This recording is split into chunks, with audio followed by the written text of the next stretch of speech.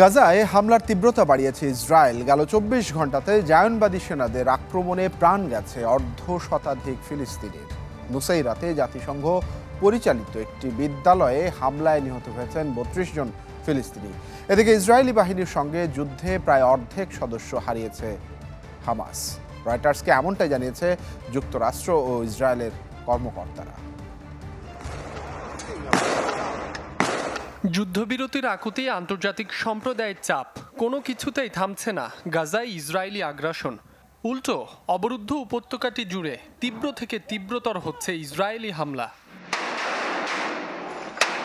গেল ২৪ ঘন্টায় জায়নবাদী সেনাদের হামলায় নারী ও শিশু সহ প্রাণ গেছে অর্ধ শতাধিক ফিলিস্তিনির, আহত হয়েছেন ২ শতাধিক।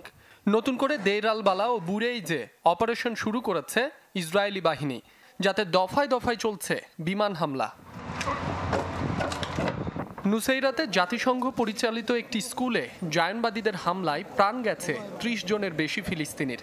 স্কুলটি বাস্তুচ্যুত ফিলিস্তিনিদের আশ্রয়স্থল হিসেবে ব্যবহৃত হতো। দক্ষিণাঞ্চলীয় রাফা শহরেও হামলা অব্যাহত রেখেছে ইসরায়েলিরা। এদিকে জায়নবাদীদের সঙ্গে যুদ্ধে নিজেদের বাহিনীর প্রায় অর্ধেক সদস্যকে হারিয়েছে হামাস। রয়টার্সকে এমনটাই জানিয়েছে যুক্তরাষ্ট্র ও ইসরায়েলের কর্মকর্তারা। গেল অক্টোবরে সংঘাত শুরুর আগে হামাসের সামরিক শাখায় ২০ থেকে ২৫ হাজার যোদ্ধা থাকলেও বর্তমানে তা কমে দাঁড়িয়েছে ৯ থেকে ১২ হাজারে। জনবল কমে যাওয়ায় রণকৌশলে পরিবর্তন এনেছে কিছুটা কোণঠাসা গোষ্ঠীটি। মাসুম রাব্বি, চ্যানেল 24।